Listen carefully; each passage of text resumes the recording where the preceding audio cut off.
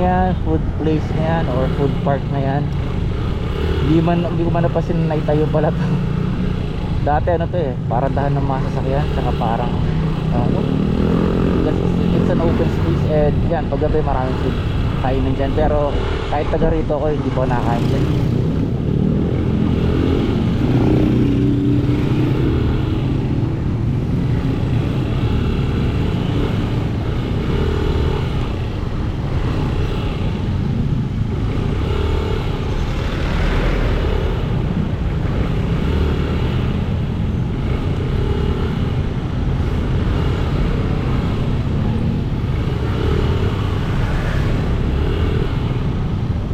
Angel's Burger nilipat dito, dating doon.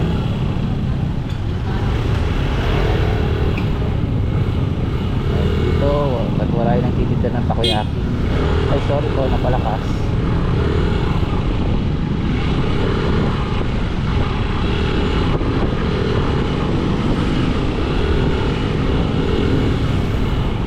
Yan yung mahirap sa busina eh. Pag bubusina ka minsan mapapala pindot mo, dapat yung pinindot lang yan, ang smooth ng daan, no? Hindi yung bako-bako, lalo na sa gabi pag nag-drive ka dito wala nang masyadong sasakyan, tapos yan yung mga puno, yung may multong lalabas, hindi, joke lang, yung tipong mahangin, fresh na sarap pag ganun dito. Huwag nyo lang pakabilis dahil again residential area to, hindi mo alam kung kailan meron tatawid na aso or tao or something. Maganda na mag-ride na mabagal lang as long as safe tayo.